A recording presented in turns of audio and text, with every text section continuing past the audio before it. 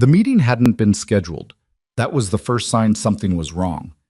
Vivian Ashcroft stood at the head of the conference table with her hands folded and her chin lifted, wearing the particular expression of someone who had already decided what was going to happen and was only present to watch it unfold. She waited until every seat was filled. She waited until Gavin Mercer sat down. Then she smiled, not warmly, not professionally, and she said, "Effective immediately, Derek Ashcroft will assume leadership of the technology division." The room went silent, not the polite silence of surprise, the hollow, airless silence of disbelief. Gavin didn't move. He simply looked at her, and she looked back at him, and didn't blink. If this story already has your blood running hot, you're in the right place. Hit that subscribe button and drop your city and country in the comments below. I want to see exactly how far this story travels. And if you believe people like Gavin deserve better, leave a like. Let's begin. The technology division at Harwick Solutions had not always been worth fighting over. 9 years ago, when Gavin Mercer was handed the role of division director, it was considered the company's problem child, a department burning through budget with little to show for it, staffed by talented people who had lost faith in their leadership and were quietly updating their resumes. The previous director had lasted 14 months before resigning. The one before him had been let go. The technology division was where careers went to stall. Gavin walked in on a Monday morning in October carrying a legal pad, a thermos of bad coffee, and no illusions about what he was walking into. His first meeting with the team lasted 3 hours. He didn't arrive with a presentation. He arrived with questions. What's broken? What's been broken longest? What have you already tried that didn't work? He wrote everything down in longhand and said almost nothing until the last 20 minutes, when he laid out what he thought the 3 biggest problems were and asked if he'd gotten them right. Most of the room looked at him like he'd said something in a foreign language. "You're actually asking us," said a senior engineer named Priya Holden, who had been with the company for 11 years and had watched 4 directors come through the division without once being asked her opinion. "I'm asking you," Gavin said. "You've been in this department longer than I've been with the company. You know things I won't know for 6 months. It seems stupid not to ask." It wasn't a revolutionary philosophy. It wasn't a leadership seminar's worth of clever insight. It was just common sense, the kind that turns out to be uncommon enough in corporate environments that it reads like genius. That first year was hard. Gavin inherited 3 projects that were behind schedule, a staffing structure that made no logical sense, and a client relationship with Norwell Financial that was barely holding together after a failed software rollout the previous spring. He didn't pretend any of it was fine. He sat down with the Norwell account manager, a man named Carl Breslow, who had every right to be furious, and he said, "What happened before I got here was a failure of leadership. I'm not going to explain it away or ask you to forget it happened. What I want to do is show you what we're capable of going forward, but I need you to give us the chance." Carl Breslow was a careful man who had been burned before. He gave Harwick Solutions 60 days. By the end of those 60 days, the Norwell account was stabilized. By the end of the first year, it had expanded. That was how Gavin operated. Not with grand announcements, not with company-wide email chains about transformation and vision. He worked problem by problem, person by person, rebuilding the division's credibility the same way you'd repair a house with a bad foundation. Slowly, methodically, without cutting corners. Because the whole point was that it had to actually hold. By year 3, the technology division was breaking even. By year 5, it was profitable. By year 9, it was the most profitable division in the company. Gavin was not a flashy man. People who met him at industry events sometimes had to be told twice that he ran Harwick's tech division.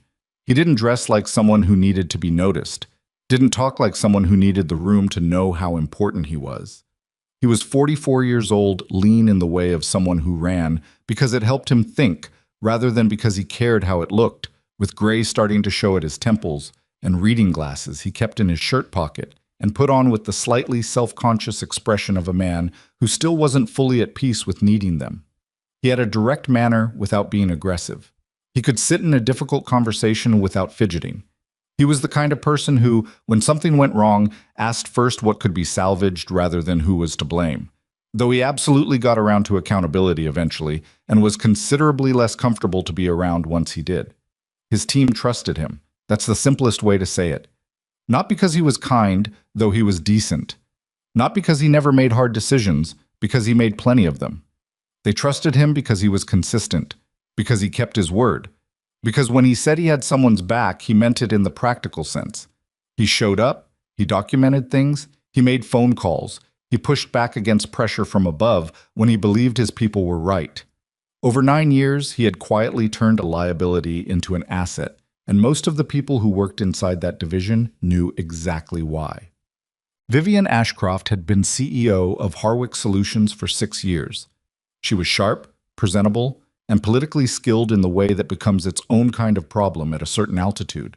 She was very good at reading which direction the wind was blowing inside a boardroom and positioning herself accordingly, and somewhat less reliable at the longer, harder work of making good decisions in the absence of immediate social pressure.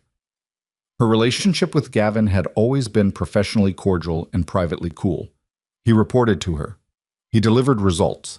He didn't flatter her, didn't campaign for her attention, didn't play the game of making himself visible at the right moments. He simply did the job and let the numbers speak, which was admirable and, from Vivian's perspective, occasionally irritating. She had never been entirely comfortable with the fact that the division's success was so visibly, so specifically, traceable to one person. That discomfort had deepened over the past year, as the board's quarterly reviews kept circling back to the technology division with a kind of pointed appreciation that Vivian, who ran the whole company, found subtly grating. 2 board members had, in separate conversations, mentioned Gavin by name in the context of leadership and future planning. One of them had used the word indispensable. Vivian did not like that word applied to someone who worked for her. She had her own reasons for what she did next. Some of them were defensible. Most of them were not. Derek Ashcroft was 29 years old, the son of Vivian's younger brother, and had been with the company for 8 months. He had an MBA from a school with a good name and an approach to work that was better described as enthusiasm than experience. He was not unintelligent. He was also not remotely ready for what Vivian was about to hand him. Gavin had interacted with Derek a handful of times. A project briefing here, a lunch there. He'd found the younger man eager in the way that could either develop into something solid or calcify into arrogance, depending on who he spent time with and whether anyone was ever honest enough with him to tell him what he didn't yet know.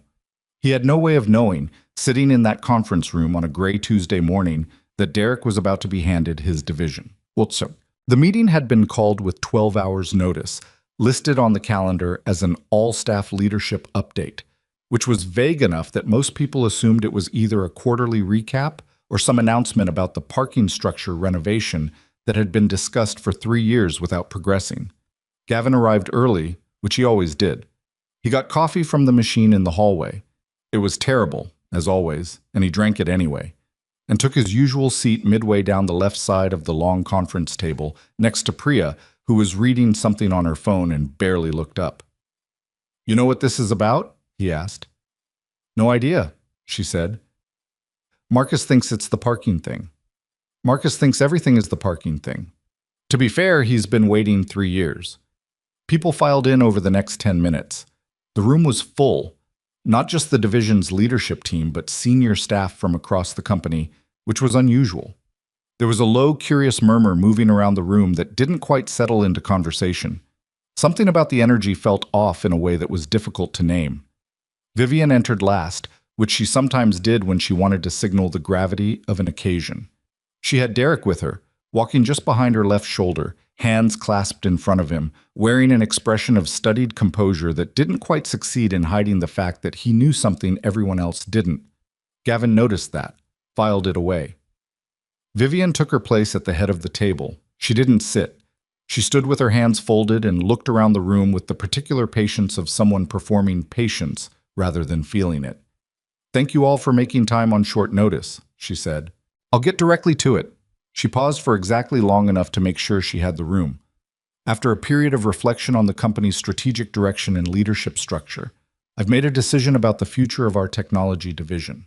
Effective immediately, Derek Ashcroft will assume the role of division director with full authority over operations, staffing, and client relationships." The silence that followed was the kind that has weight to it. Gavin set his coffee cup down on the table, carefully, without making a sound. He looked at Vivian. She was already looking at him, not with apology, not with discomfort, but with the flat, deliberate steadiness of someone who had prepared for this moment and intended to hold their ground in it. Someone near the back of the room, he thought it was probably Marcus, said, "I'm sorry, could you?" and stopped. Vivian continued as if no one had spoken. Gavin Mercer will be transitioning out of his current responsibilities over the coming weeks. I want to express appreciation for his contributions to the division's growth. Derek brings fresh perspective and the energy this division needs as we move into our next phase. Fresh perspective. That was the phrase she chose. Priya, sitting next to Gavin, had gone very still. He could see it in his peripheral vision, the particular stillness of someone who is working very hard not to react. He didn't react either. He sat there and let the announcement land in the room and did not give Vivian the satisfaction of watching him absorb it visibly. Derek stepped forward from behind Vivian's shoulder and gave the room a small, tight smile. "I'm looking forward to working with all of you," he said. "I know there's a lot of great work happening here. I want to build on that." Gavin counted the seconds of silence that followed. 4 of them. Then 2 people started talking at once, and the room broke open into the controlled chaos of people trying to process what they'd just heard without revealing exactly how they felt about it. The formal part of the meeting lasted another 22 minutes. Vivian covered timelines and logistics with the efficiency of someone who wanted to get through the procedural portion before anyone had time to formulate good questions. There was a brief Q&A that was more of a Q without much A.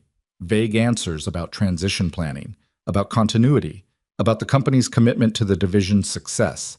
A man named Roland Webb, who led the division's client relations team and had been with Gavin since year 2, raised his hand and asked, directly and without any particular heat, what happens to ongoing client agreements, particularly the multi-year contracts we're currently mid-delivery on?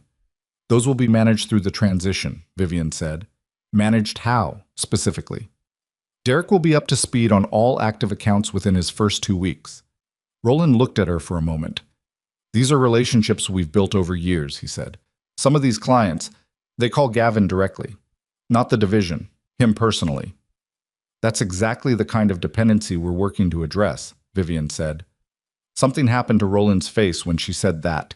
A small, involuntary shift, like a door briefly opening and then closing again. He nodded once and wrote something in his notebook, and didn't ask another question.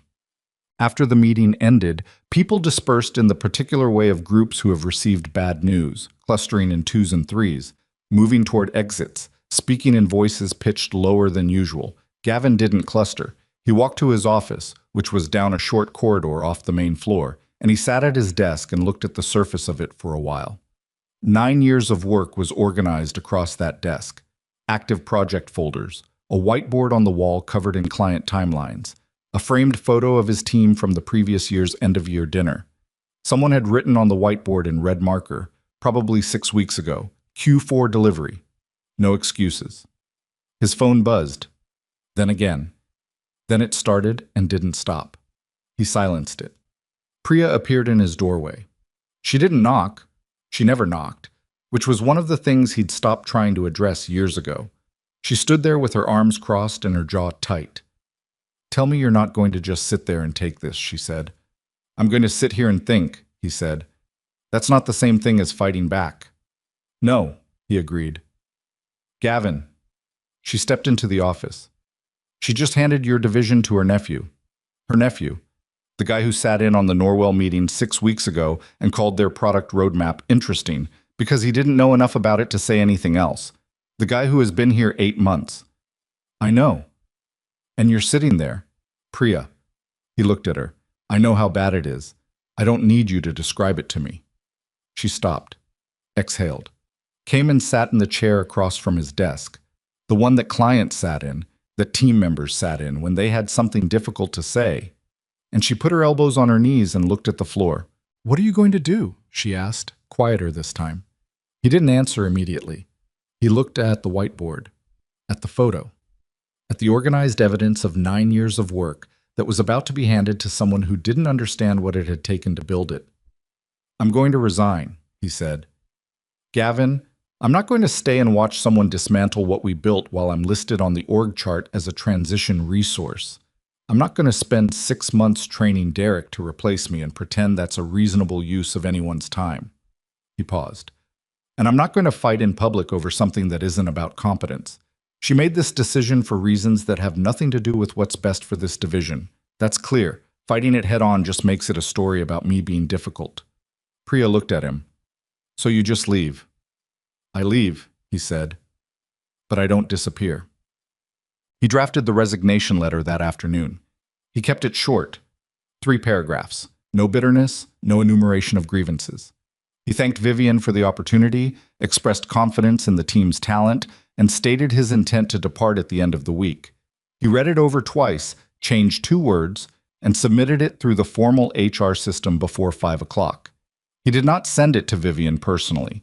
He did not request a meeting. He did not give her the chance to offer him something, a reduced role, a title change, any of the fig leaf accommodations that would have kept him present and hobbled. He left cleanly. That was important. He left cleanly, and he left everything behind. Every project file, every process document, every client note and relationship map and internal system he had built over 9 years. All of it remained on Harwick's servers and in Harwick's folders, accessible to Derek and to Vivian and to whoever needed it. What he took with him was not documented anywhere. He took the trust of the people who had worked with him. He took the respect of clients who had come to depend on his judgment. He took the knowledge of how those relationships actually functioned, not the formal structure, which was in the documents, but the real architecture beneath it. Who actually made decisions at Norwell Financial and what they cared about, which contacts at Meridian Tech were reliable, and which ones said yes in meetings and quietly reversed course afterward, which vendors would move fast when you needed them to, and which ones needed a week of lead time regardless of what their contract said.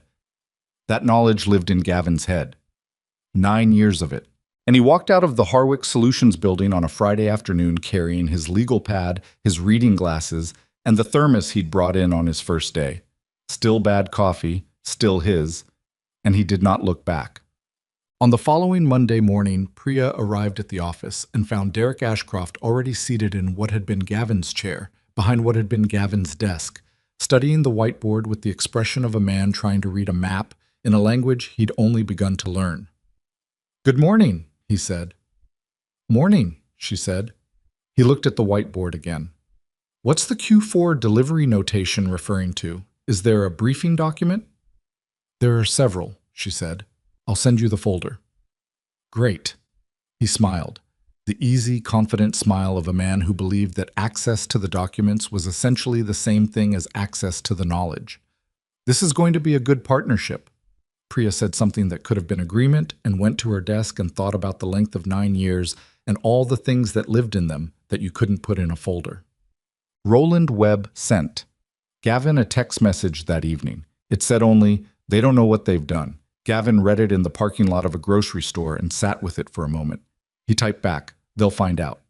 Then he went inside, bought the ingredients for a decent pasta, and spent that evening at his kitchen table with a legal pad and a cup of coffee that was, for the first time in a long time, not terrible, because he'd made it himself, in his own kitchen, with no meeting to get to and no one to manage and nothing in front of him but blank pages and the particular, uncomfortable, necessary silence of a man deciding what to do next.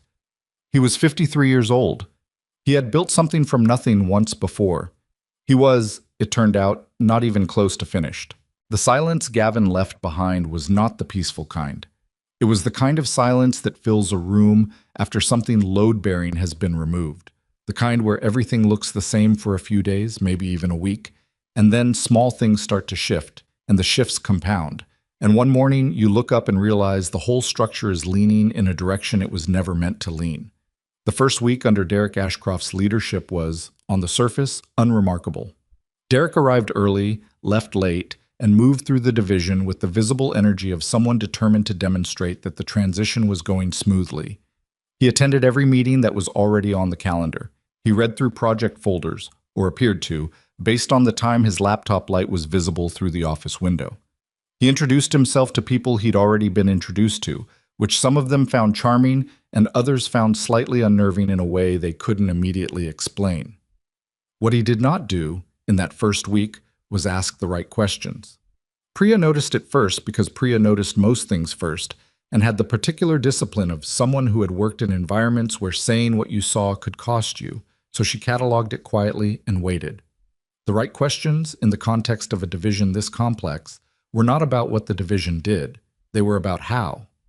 Not what the client contracts contained, but how those relationships actually functioned in practice. Not what the project timeline said, but what the real pressure points were. The deadlines that had flex in them and the ones that absolutely did not. The dependencies that would cascade if they shifted. The vendors who needed to be called before a problem became a crisis rather than after. Gavin had spent 2 years learning those things when he first arrived. He had learned them by asking and listening and getting things wrong and fixing the mistakes before they turned into failures. Derek seemed to operate on the assumption that the documentation would cover it. It was an understandable assumption. The documentation was thorough. Gavin had been meticulous about it. Process maps, client profiles, project histories, escalation protocols. A reasonable person could look at those folders and believe they had what they needed. What the documentation couldn't capture was the texture of things. The way Carl Breslow at Norwell Financial preferred to receive bad news, not by email, not in a formal meeting, but in a direct phone call before the end of the day, so he could process it and come to the next conversation ready to solve rather than react. The way the Thursday morning check-in with the Meridian Tech team functioned less as a project update and more as a relationship maintenance ritual that needed to feel relaxed and unscripted to be effective.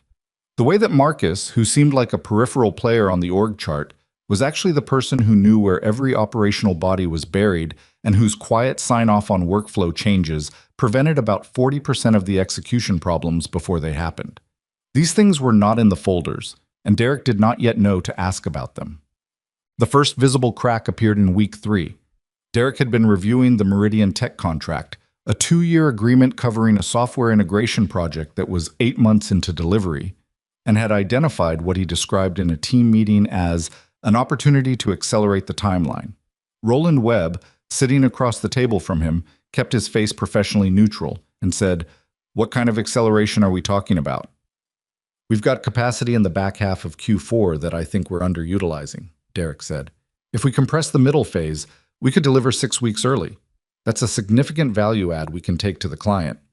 Roland looked at his notes. The middle phase has 3 integration checkpoints that require sign-off from Meridian's internal tech team. Their team has a fixed review schedule.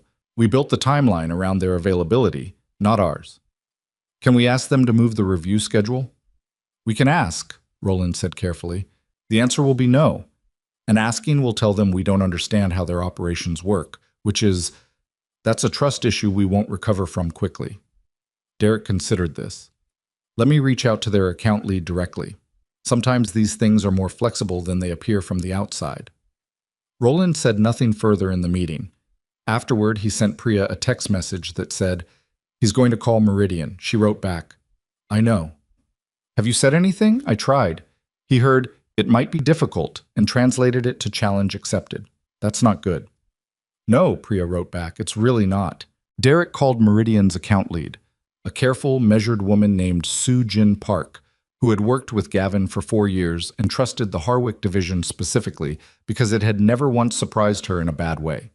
He introduced himself, explained he was the new division director, and within the first 5 minutes proposed compressing the timeline by 6 weeks. Sue Jin Park was polite. She was always polite. She said she'd take it back to her team and follow up. She called Roland Webb the next day. "Who is this person?" she asked. Not angrily, carefully, in the way of someone who has not yet decided whether to be worried. "He's new," Roland said. "He's still getting up to speed on how things work.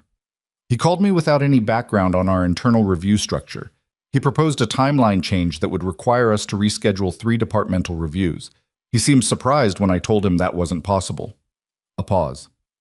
"Is Gavin coming back?" "No," Roland said.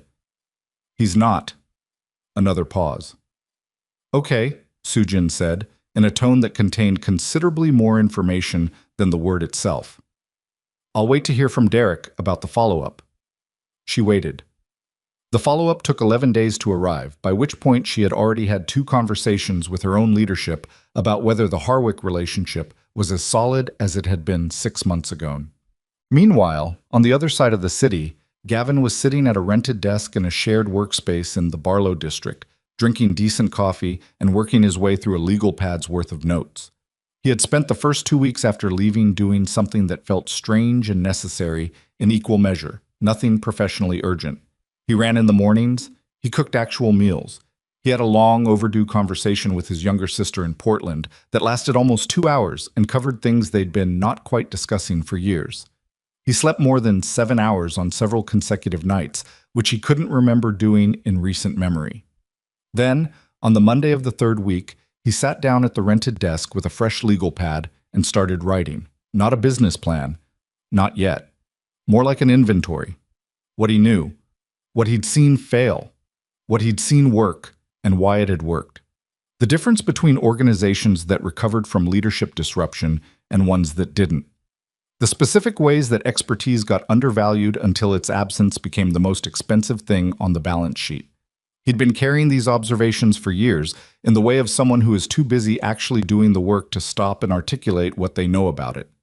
Having the time to write it down felt simultaneously clarifying and humbling. There was more of it than he'd realized, and some of it he'd never quite put into words before. His phone rang on a Thursday afternoon.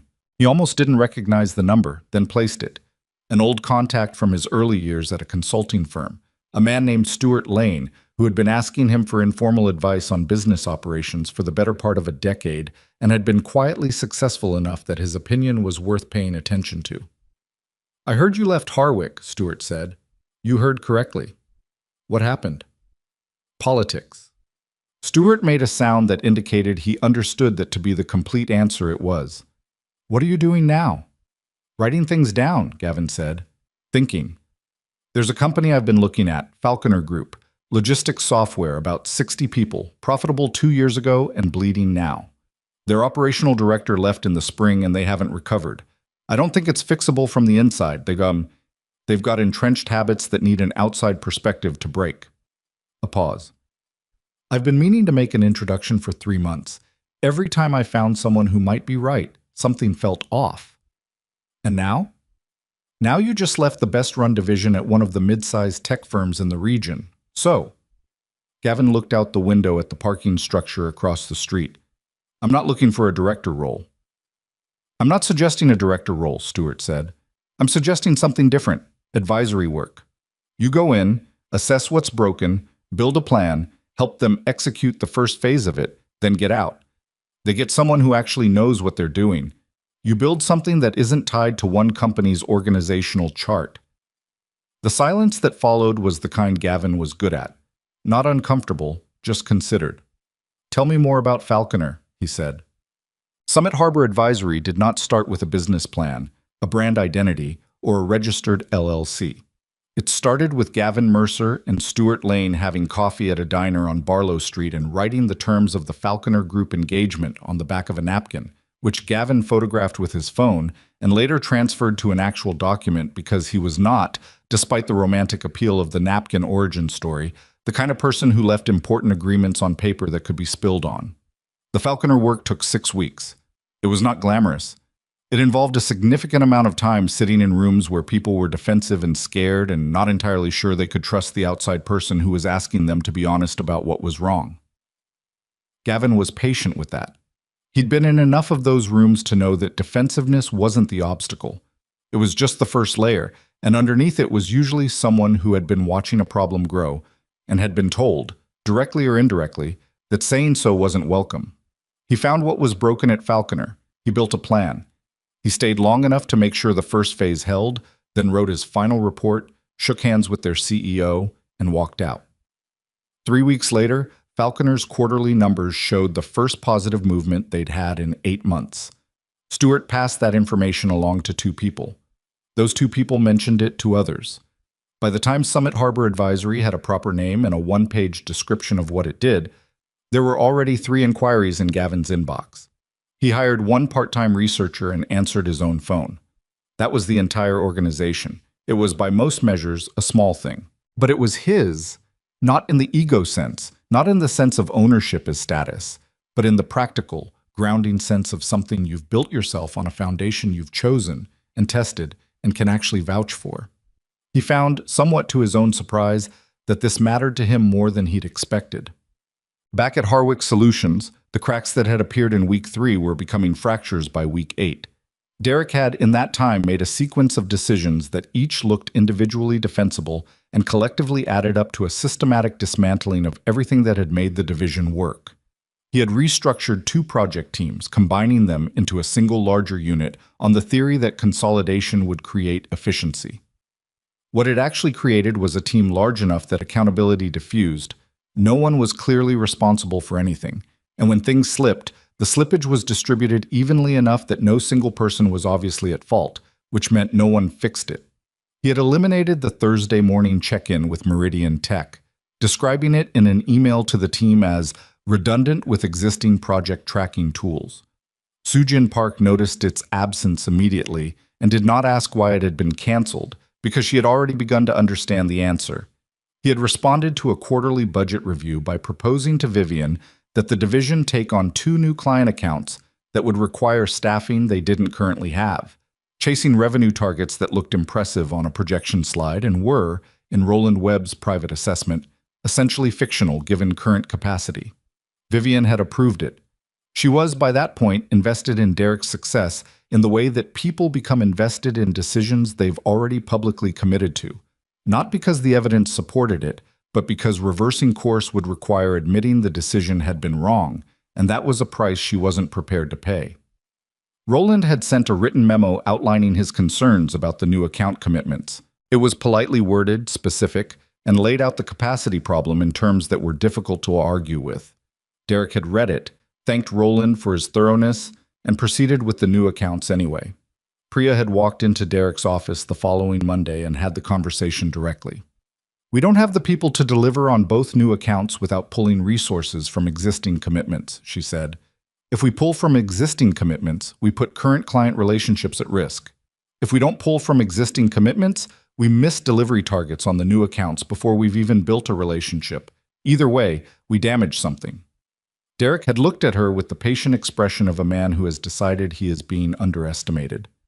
"I appreciate the concern," he said, "but I think we're being too conservative in how we assess our capacity. We need to be willing to stretch." "Stretching and breaking aren't that different when you don't have slack in the system," Priya said. "I hear you," he said, in the tone that means the opposite. She walked out of his office and down the hall to her desk and sat there for a long moment, looking at her screen without seeing it.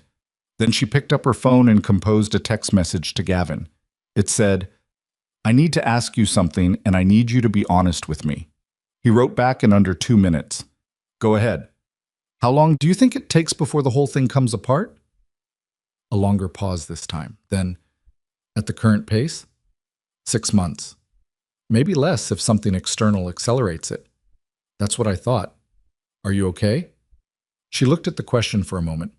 "I'm here," she wrote back. "That's about the most accurate thing I can say right now." The external acceleration came, as it often does, from a direction no one had specifically anticipated. Norwell Financial had a new CFO. The previous CFO had known Gavin personally and had trusted the Harwick division's work with the specific confidence of someone who has watched a team deliver repeatedly under pressure and has no reason to doubt them. The new CFO, a man named Thomas Aldridge, who had come from a firm with a different operational culture and different expectations about how vendor relationships functioned, arrived in October with a mandate to review all major service contracts and a disposition toward consolidated, simplified partnerships with fewer external providers. He scheduled a review meeting with Derek. Roland knew about the meeting 2 days before it happened and spent those 2 days trying to get in front of Derek with a briefing on how to handle Aldridge, what he cared about, what he was likely to challenge, what the right answers were to the questions he would certainly ask. Derek was, in those 2 days, either in other meetings or returning emails that he described as time-sensitive. He met with Roland for 11 minutes the morning of the Norwell meeting, during which Roland got through about 40% of what he'd intended to cover. The meeting with Aldridge lasted an hour and 20 minutes. Roland was not in the room. He had offered to attend in a support capacity, and Derek had said he wanted to handle the client relationship directly, which was a decision that made sense as a philosophy and very little sense given that Roland had managed the Norwell relationship for 6 years and Derek had been in the building for 4 months. Afterward, Derek described the meeting to Roland as productive and a good first conversation with the new leadership. Sujin Park called Roland 3 hours later. He didn't know our renewal terms, she said. Aldridge asked about the service level agreement for the Q1 deliverable, and Derek quoted the wrong clause. Aldridge caught it. He was polite about it, but he caught it. Roland closed his eyes briefly. I know, he said, though he hadn't known specifically. He had known something like this was likely, which was almost worse. Aldridge is going to request a formal contract review, Sujin said. He told me after the meeting. He was diplomatic about it, but I've been doing this long enough to understand what a formal contract review means when it comes right after a leadership transition. It meant they were considering their options. Sujin, Roland said, I want you to know that the work we've committed to on your account is not going to change. The team that's delivering it hasn't changed. I'm still here. I know, she said. That's the only reason I'm telling you instead of letting this go through formal channels. Senior staff had noticed, in the way that people who are good at their jobs always notice when something structural is going wrong. Not all at once, but in the accumulated evidence of small dysfunctions that, taken individually, could be explained away. And, taken together, couldn't. Marcus had flagged a workflow discrepancy in the project management system and submitted it through the new reporting structure Derek had established. 3 weeks later, it hadn't been addressed. He submitted it again. A week after that, he received a reply from someone on Derek's administrative team explaining that the issue had been reviewed and determined to be within acceptable parameters, which was an answer that demonstrated the reviewer hadn't understood what they were looking at. Marcus fixed the discrepancy himself, quietly, using access he technically still had because no one had updated the permission structure. Then he updated his resume, which he hadn't touched in 4 years. 2 other senior engineers submitted their resumes to external recruiters in the same month, for similar reasons. Not because of any single catastrophic event, but because they had been working in a well-functioning environment and could feel it becoming something else. And they had marketable skills and options, and staying required believing the situation would improve, and the evidence was not pointing in that direction. When Derek mentioned to Vivian in their weekly check-in that the division had lost 2 senior engineers, she asked what the plan was for replacing them. He said he was working on recruitment options. She asked if there was a retention issue. He said he thought it was normal attrition. She accepted that answer because the alternative was to ask harder questions. Gavin heard about the Norwell situation through Roland, who called him on a Saturday morning in a voice that carried the particular tiredness of someone who has been holding a concern together through willpower alone and is starting to feel the strain. They're going to lose the account, Roland said. Maybe not this month. Maybe not next month. But Aldridge is the kind of CFO who moves methodically. He's building a case. How's the team holding up? Gavin asked. People are scared. The ones who can leave are thinking about it. The ones who can't are just waiting. It's bad for morale when the people doing the best work are the ones with the most options. I know. Are you... Roland stopped. Started again. Is there anything... Roland. Gavin's voice was even, careful. I hear what you're asking. The answer is that there's a right time and a wrong time for certain kinds of moves, and right now is not the right time. What I can tell you is that I'm watching, and I haven't put this behind me. The work is still there. The people are still there. Okay, Roland said. There was a long pause. Okay. After he hung up, Gavin sat at the kitchen table for a while with his coffee going cold in front of him, thinking about the shape of things. What had already broken? What was still holding? How much time was left before the holding stopped? He was not a patient man by nature. He'd learned patience the hard way, the way most people learn things they find inconvenient, through enough experience of what happens when you act too soon. He'd made that mistake early in his career and had spent years correcting for it, and now he kept the instinct leashed most of the time. But there were moments when the leash felt short. He picked up the legal pad from the kitchen counter and found a clean page. At the top of it, he wrote 2 words. What next? Not a question, a prompt. The beginning of a plan that was not quite ready to be written yet, but was, he could feel, getting closer. The legal pad sat on Gavin's kitchen table for 11 days before he filled it. Not because he didn't know what to write. He knew exactly what to write. Had known, in rough outline, since the night Roland called him about the Norwell situation. The problem wasn't the plan. The problem was the timing, and the discipline required to hold back when every instinct was telling him to move. He had learned, over the course of a career that had not been without its own failures, that the difference between a good plan and a great one was often just waiting long enough for the conditions to be right. Act too early, and you're fighting uphill. Wait for the ground to shift, and sometimes the hill moves to you. So he waited.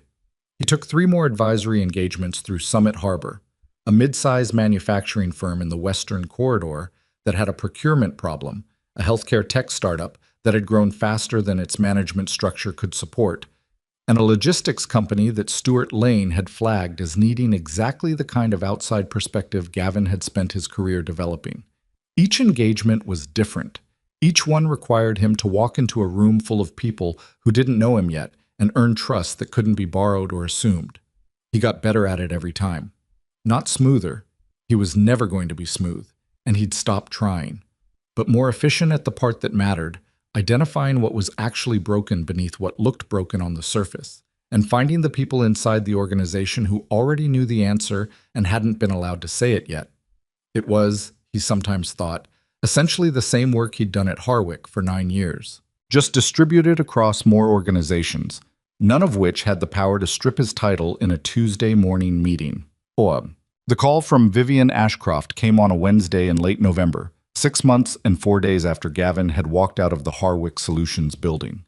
He was in the rented office in the Barlow district, reviewing a draft report on the logistics company engagement, when his phone rang and her name appeared on the screen. He looked at it for 2 full rings before answering. "Vivian," he said. "Gavin." A brief pause. She was collecting herself, he could tell, doing the thing she always did before difficult conversations. The small internal arrangement that kept her voice level, regardless of what was underneath it. "Thank you for picking up." "Of course," he said, because it was the neutral answer. Because the alternatives, "I've been expecting this," or "it took longer than I thought," were things he was not going to say. "I'd like to meet," she said.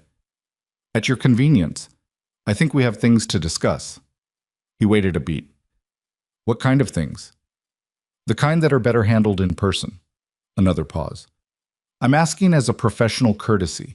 I know I don't—" She stopped, started again. "I think it would be worth your time." He had thought about this moment, had thought about it in the practical, unsentimental way he thought about most things. Not imagining how it would feel, but thinking through what it would require, and what the variables were, and what outcomes were possible. He hadn't let himself enjoy the anticipation of it, because enjoying it would have meant wanting something from it that was about ego rather than purpose. And he'd made a deliberate decision not to be that person about this. "Thursday," he said, 2 o'clock. "There's a place on Meridian Avenue called Colton's. Do you know it?" "I'll find it," she said. "I'll see you there." He put the phone down and looked at the logistics report for a moment without reading it. Then he picked up his legal pad, found the page that said "What Next" at the top, and started writing.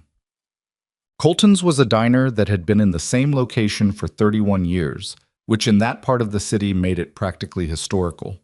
It was the kind of place where the coffee came quickly and without ceremony, and the booths in the back had enough ambient noise around them to make a private conversation private, without requiring anyone to lower their voice to an uncomfortable degree.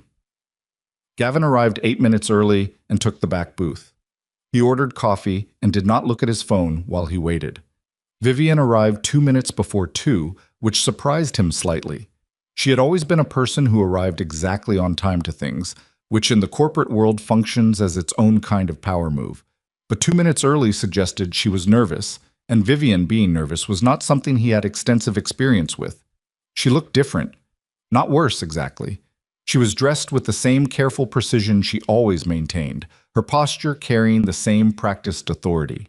But there were shadows under her eyes that her makeup hadn't entirely covered, and she moved through the diner with a kind of subdued quality that was markedly different from the woman who had stood at the head of that conference table 6 months ago, with her hands folded and her chin lifted, and announced his replacement without blinking. She sat down across from him. The waitress appeared, poured coffee, and vanished. "You look well," Vivian said. "I am well," he said. "How are things at Harwick?" She wrapped both hands around her coffee cup and looked at the surface of it for a moment. This too was different. Vivian was not a woman who looked at surfaces when she could look at people. "You know how things are at Harwick," she said. "I have some sense," he said. She looked up then. "We lost Norwell Financial. The The formal notice came Monday. He absorbed that without expression. He had known it was coming. Roland had told him 2 weeks earlier that Aldridge had made his decision and was only working through the administrative process of exiting the contract. Knowing it was coming didn't change what it meant. "That's a significant account," he said. "It's a 7-year relationship," she said. It represented 14% of the division's annual revenue. She said it the way you say a number that you've been saying internally for days, and it still hasn't fully landed. Meridian Tech has raised concerns, not formal notice yet, but the conversation last week it was not good. "What about the 2 new accounts Derek brought in?" Something shifted in her expression. "One of them is 3 months behind on delivery. The other signed a 30-day review clause into the contract when we negotiated it, and they've exercised it." Gavin said nothing. Vivian set her coffee cup down. She straightened her posture, which was the gesture of someone calling on a reserve of self-possession they're not entirely sure they still have. "I want you to come back," she said. He had known this was what the meeting was about, had known it from the moment her name appeared on his phone screen. Knowing it in advance didn't make the moment itself simple. "In what capacity?" he asked. "Director of the Technology Division, full authority restored, salary 20% above your previous compensation.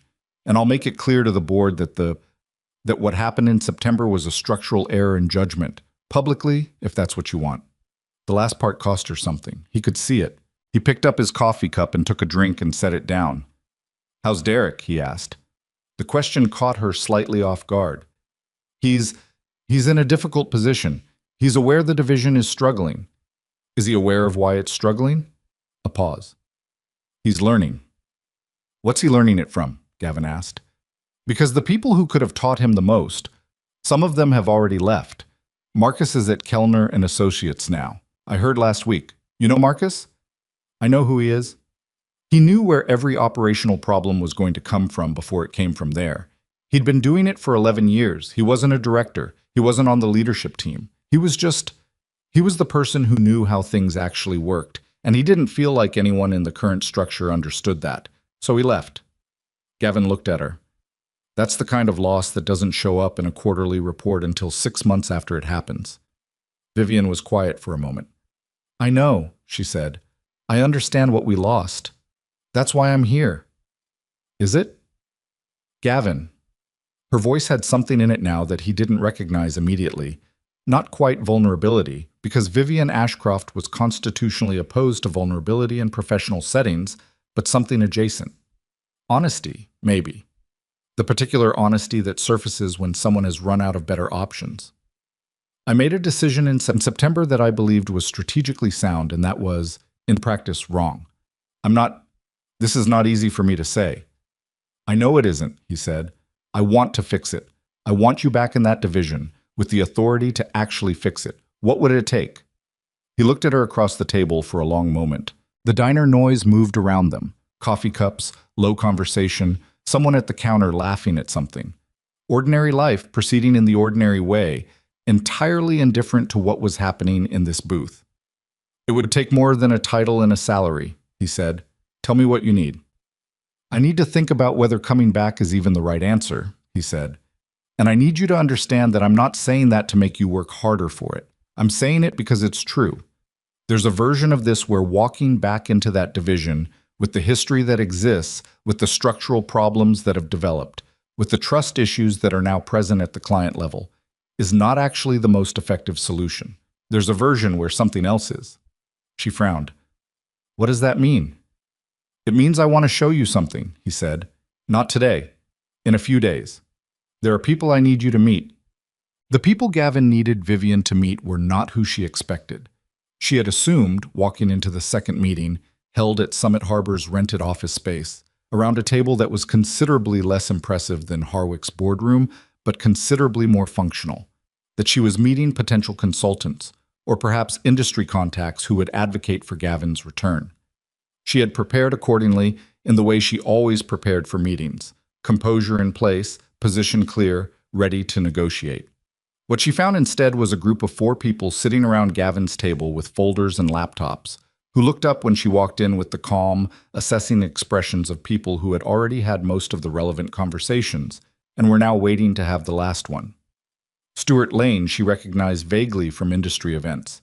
The quiet, precise man who had been making smart money in operational investments for 20 years. The woman next to him, who introduced herself as Helen Marsh, was the managing partner of a mid-market investment group that Vivian knew by reputation as the kind of firm that moved slowly and almost never lost. The third person was a man named James Okafor, who ran a client advisory practice and whose name Vivian recognized from a profile she'd read in a trade publication 2 years earlier. The fourth was Priya Holden, who Vivian recognized immediately and whose presence here told her, more clearly than anything else in the room, exactly how far this had already progressed. Gavin closed the door and sat down.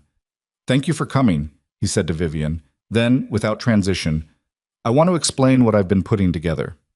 What he had been putting together, it turned out, was not a plan for his return to Harwick. It was a plan for an acquisition. He laid it out in the straightforward, unadorned way he laid out most things. No performance, no build-up, just the structure of it, piece by piece.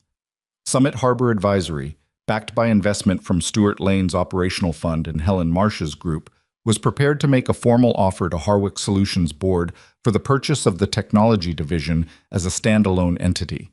The offer was structured to be attractive to a board that was currently watching the division's value decline by the week. The division would operate independently under new leadership, Gavin as CEO, with a management structure built around the people who had built the division's value in the first place, including Roland Webb, who had been brought into the planning 6 weeks earlier, and Priya, whose presence in this room confirmed what Gavin had not directly stated. The existing client relationships, the ones that were still intact, and the ones like Norwell that had recently lapsed but might be recoverable under different leadership, would be the foundation. Not Harwick's brand, not Harwick's organizational structure. The work. The actual demonstrable capability that had made the division valuable in the first place. Vivian listened to all of it without interrupting. When he finished, the room was quiet for a moment. "You've been building this for months," she said. "I've been thinking about it for months," he said. "Building it for about 10 weeks. While I was asking you to come back." "While you were thinking about asking me to come back," he said, not unkindly. "The call came later than I expected, if I'm honest. I thought it would be 5 months."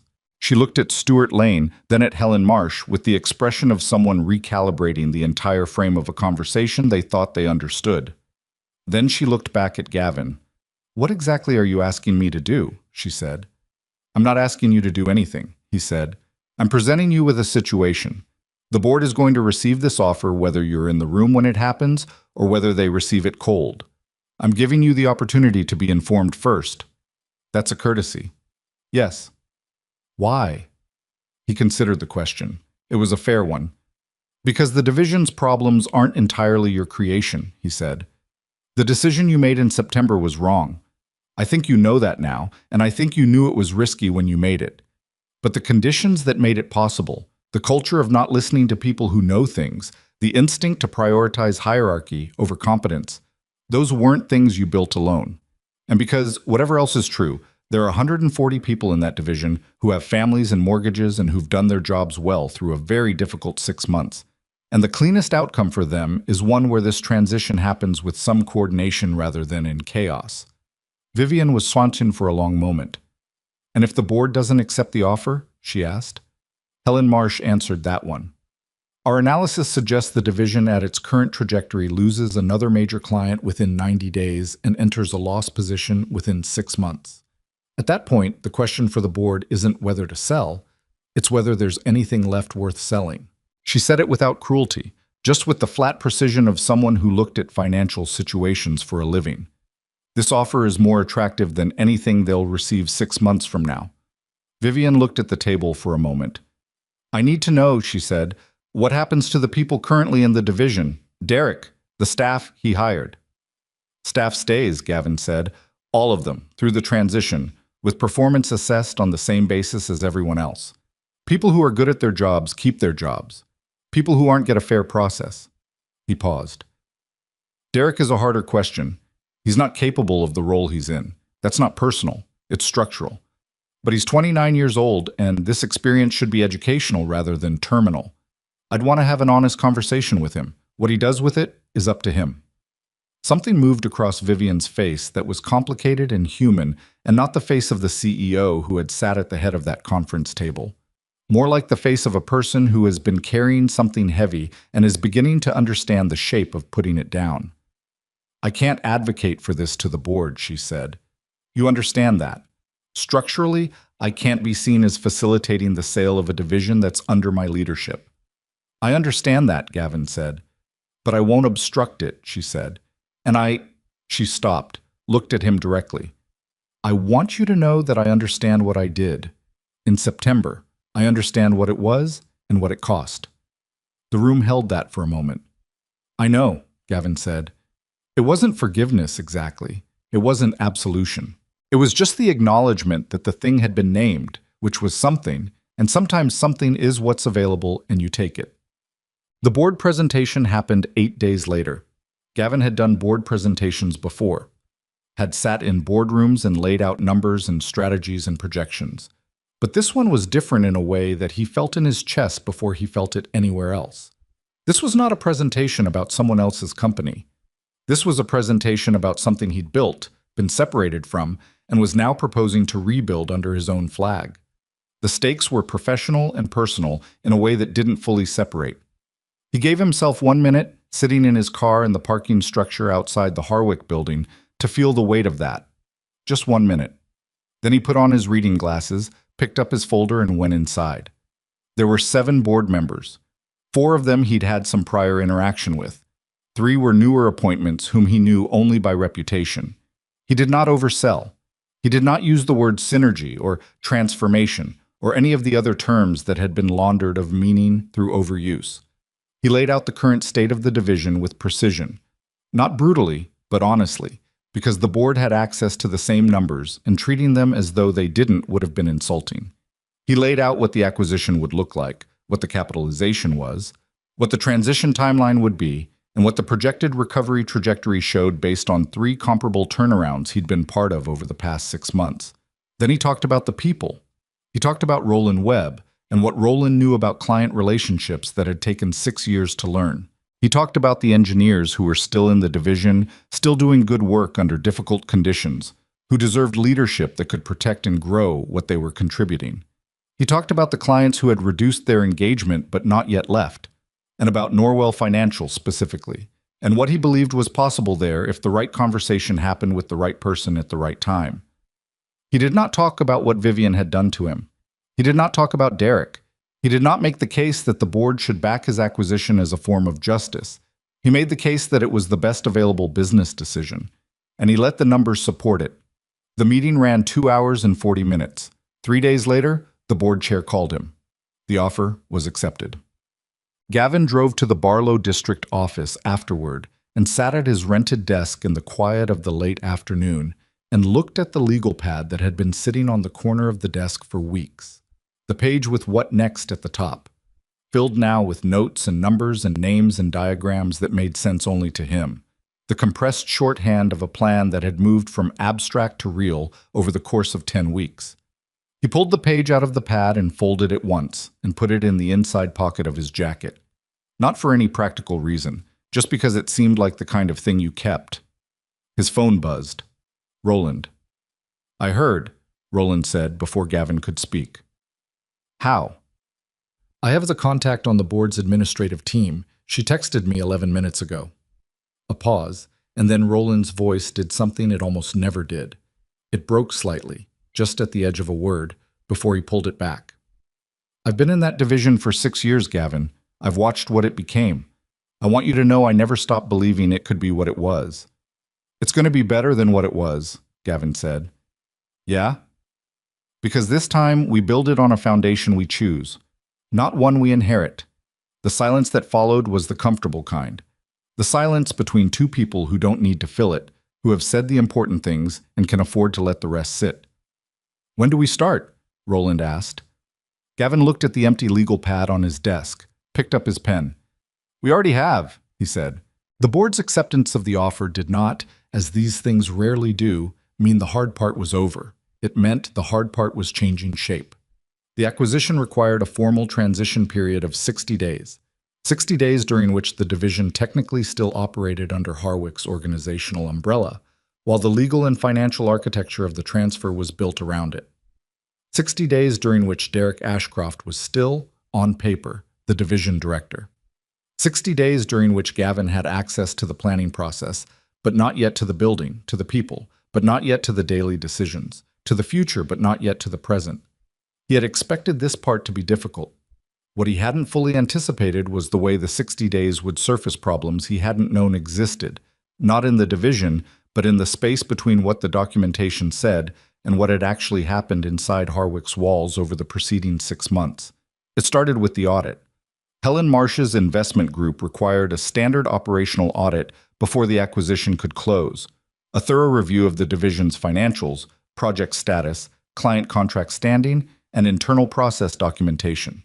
She had assigned a team of 3 to conduct it, led by a methodical woman named Carol Dietz, who had the particular combination of patience and persistence that made her very good at finding things that didn't want to be found. Carol Dietz found things. The first thing she found was in the project reporting. The 2 new client accounts Derek had brought in, the ones Gavin had asked about in the diner at Colton's, the ones Vivian had described with the careful language of someone managing disclosure, had been reported to the board in a monthly status update as on track for Q1 delivery. The phrase on track appeared 3 times in a document dated 6 weeks earlier. The actual delivery status, based on Carol's review of the internal project management system, was substantially different. One account was 11 weeks behind schedule with no documented recovery plan. The other had missed 2 interim milestones and had generated a formal complaint from the client that was sitting in Derek's email inbox, responded to with an acknowledgement and nothing further. Carol brought the discrepancy to Gavin on a Tuesday morning, laying the 2 documents side by side on the table in the Barlow district office, with the quiet efficiency of someone who has done this before and understands that the facts speak clearly enough without editorializing. Gavin looked at both documents for a long time. "Is it possible it's a reporting lag?" he asked. "Systems not syncing?" "I asked the same question," Carol said. "The project management system updates in real time. The status report was manually written and submitted to the board 3 days after these milestone failures were logged internally. A report that contradicted what was in the system." "Yes." "And submitted it to the board?" "Yes." He sat back in his chair. This was not what he had expected. He had expected mismanagement, had known from Roland's reports and Priya's messages and his own read of the situation that the division had been run poorly. Mismanagement was fixable. What Carol was describing was something with a different name and a different set of consequences. "How much of this do you think the board knew?" he asked. "Based on what was submitted to them?" "None of it." "Based on what they should have been asking?" "That's a harder question." "Keep going," he said. "I need to know everything." "Well," the second thing Carol found was in the financial records. The division's Q3 numbers, which had been presented to the board as showing modest growth in revenue, reflected billing that had been accelerated. Several client invoices that were contractually due in Q4 had been issued and recorded in Q3, a practice that wasn't illegal under the accounting standards the company used, but was, in this context, misleading. It made the quarter look healthier than it was by pulling forward revenue that hadn't yet been earned in any meaningful operational sense. The person who had authorized the accelerated billing was not Derek. It was someone in the finance department who reported to Vivian. When Carol documented this and included it in her preliminary findings, she flagged it not as evidence of fraud, because it wasn't, technically, but as evidence of a pattern. Reporting that minimized bad news. Numbers that looked better than the underlying reality. A management culture in which the information flowing upward had been shaped, consciously or otherwise, to delay reckoning. Gavin read the preliminary findings on a Thursday evening at his kitchen table, with his coffee going cold and the quiet of his apartment pressing in around the edges of the document spread in front of him. He read everything twice. Then he called Stuart Lane. "We have a problem," he said when Stuart picked up. "How big?" "Big enough that the board needs to know before the acquisition closes. And big enough that when they know, there's going to be fallout that isn't about us, but is going to happen around us." A pause. "Give me the shape of it." Gavin gave him the shape of it. Stuart listened without interrupting, which was one of the things Gavin valued most about him. the ability to hear difficult information without immediately starting to manage it. "Okay," Stewart said when Gavin finished. "What do you want to do?" "I want to disclose everything," Gavin said. "All of it, through proper channels, before the acquisition closes. I'm not going to build the new company on a foundation that has this buried underneath it. If it comes out later, and it will come out later, the question becomes what we knew and when we knew it. I want that question to have a clean answer. That might complicate the acquisition timeline. I know. It might complicate the acquisition itself, depending on how the board reacts. I know that too," Gavin said, "but the alternative is worse." Another pause. "You're right," Stewart said. "It's the right call. It's just not the easy one." "When has the right call been the easy one?" Stewart made a sound that wasn't quite a laugh. "I'll talk to Helen tonight. We'll figure out how to structure the disclosure." The board was informed on a Friday morning through a formal submission of Carol Dietz's preliminary audit findings, accompanied by a memo from Helen Marsh that was precise and dispassionate and laid out the implications with the clarity of someone who had written difficult communications before and understood that clarity, however uncomfortable, served everyone better than softening. Gavin was not in the room when the board received the findings. He had not asked to be. He had submitted what needed to be submitted and stepped back, because what happened next inside Harwick's governance structure was not his to control. What happened next was swift, by board standards. An emergency session was called for the following Monday.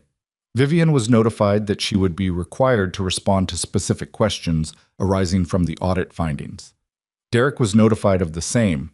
The company's external legal counsel was engaged. Roland texted Gavin at 7 in the evening on Friday, after the close of business. "Word is getting around. People are scared." Gavin wrote back, "Tell them the acquisition is still on. The process is what's changing, not the outcome. Are you sure about that?" He thought about it for a moment. He was not completely sure. The honest answer was that he was about 70% sure, which was higher than the alternative scenarios, and that the variables outside his control were the board's reaction and whatever legal exposure the findings created. "Reasonably sure," he wrote back. "Keep people focused on the work in front of them." "That's easy to say." "I know," he wrote. "Say it anyway." "What?" "I was just in over his head and nobody was honest with him about it until it was too late." "I know," Gavin said. "There are also people who are furious, who submitted concerns through proper channels 6 months ago and were told things were fine, and now they're looking at an audit that says things were not fine, and nobody in leadership apparently wanted to hear it. They were right to be furious," Gavin said. "That fury is legitimate. Don't minimize it." "I'm not. There's a lot of different things happening in people at the same time. It doesn't organize neatly." "No," Gavin agreed. "It doesn't. But I went to the building the next morning. Not in an official capacity. The acquisition hadn't closed yet. And he was careful about that because the 60 days meant something, and he wasn't going to blur the lines in ways that created legal complications. But the board chair, a measured man named Arthur Gaines, who had been on the board for 11 years and had the steady, unflappable quality of someone who had navigated organizational crises before, had requested that Gavin come in for a direct conversation. Gavin walked through the lobby and took the elevator to the floor where the division lived, and the feeling of it, the particular air of that building, the sound of the open floor, the smell of the bad coffee from the machine in the hallway, hit him in a way he hadn't expected. Not nostalgia exactly, more like the specific recognition of a place where something important happened to you. Several people looked up when he walked through. Priya caught his eye from across the floor and gave him a look that communicated a significant amount without involving words. A younger engineer named David, who had been on the team for 3 years and had the talent for systems architecture that reminded Gavin of Priya at that age, stood up from his desk and said, "Mr. Mercer," in a voice that was trying to be professional and was also clearly relieved, and Gavin shook his hand and said, "How are the delivery timelines on the Meridian account?" And David blinked and then pulled up his laptop and started explaining, because that was the kind of question that reset the frame and got people back into work mode, which was where they needed to be. Arthur Gaines met him in the conference room. The same conference room where 6 months ago Vivian had stood at the head of the table with her hands folded. Gaines was a tall man in his mid-60s with reading glasses perpetually on his forehead and the manner of someone who had stopped performing gravitas because he'd had enough actual gravity in his life, that performing it felt redundant. I want to tell you something before we get into the business of today, Gaines said, after the handshake and the coffee. I was on the board when Vivian made the decision in September. I had concerns at the time that I did not press hard enough. I'm not asking you to. I'm not asking for anything with that statement. I just think you should hear it. Gavin looked at him. I appreciate that, he said. The board should have been asking harder questions, Gaines continued. The reporting that came through over the past 6 months, in hindsight, there were flags. The growth projections were aggressive in ways that should have prompted more scrutiny. We were, I think, too willing to accept the narrative that the division was in a managed transition rather than a deteriorating one. Why? Gavin asked. Gaines considered it. Because the alternative narrative required admitting that a decision made at the CEO level had been wrong. And boards are not, in my experience, naturally inclined toward that conclusion until the evidence becomes unavoidable. And now the evidence is unavoidable. Yes. Gaines picked up his coffee. What do you need from the board to make the transition work? Gavin had a list. He'd been building it for weeks, in the organized, specific way he built everything. Not a wish list, not a set of conditions designed to test how much he could extract from a position of leverage, but a practical inventory of what the division needed in order to actually recover rather than just appear to recover. He needed time, not indefinite time, but a realistic timeline for client relationship rebuilding that didn't require projecting false confidence.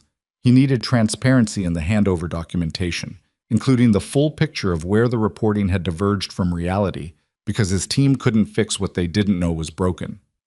He needed the board to communicate clearly and promptly to remaining major clients that the leadership transition was complete and the acquisition was proceeding, because client uncertainty was one of the most corrosive forces in a professional services relationship. And the worst thing you could do with uncertainty was leave it in a vacuum. And he needed one more thing. I want to talk to Derek, he said. Gaines raised his eyebrows slightly. That's your prerogative. Legally, he's separated from the company, so the conversation would be outside official channels. I know. I'm not asking for permission. I'm telling you I intend to do it. Gaines looked at him for a moment. Can I ask why?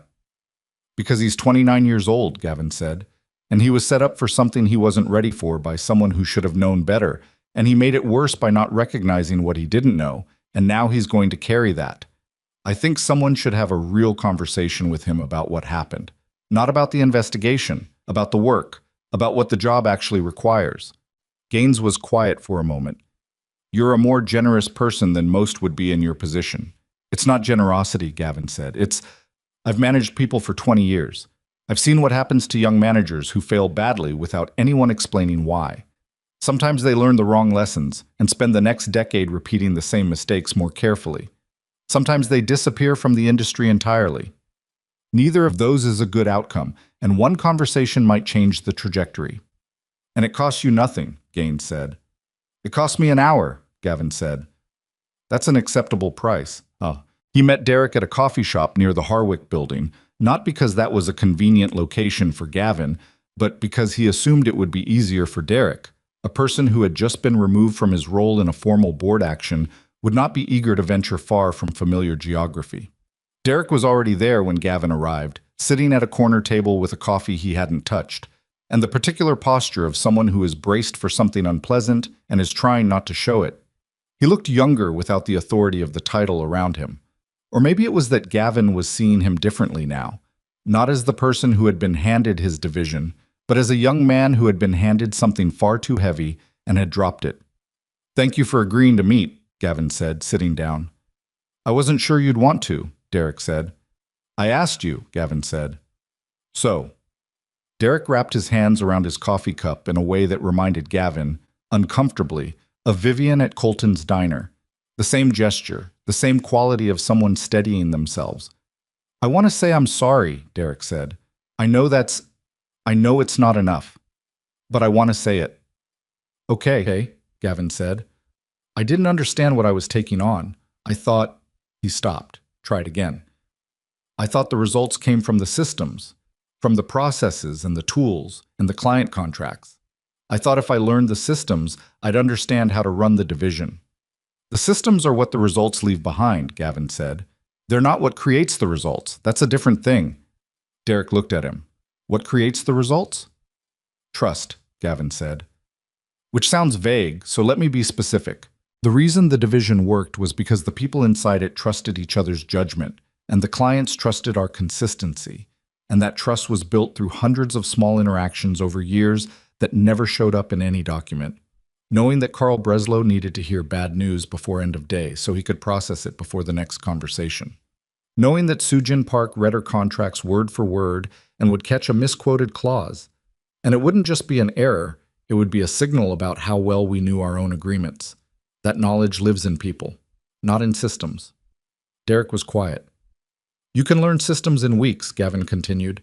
You learn trust in years. And you only get the years if people believe you're worth the time. I wasn't. Not yet, Gavin said. That's different from not ever. You're 29. This is recoverable. It feels enormous right now because it is enormous right now. But it's also early. You have the opportunity to learn something from this that most people your age don't get to learn until they're 40, and they learn it slower because it hurt less.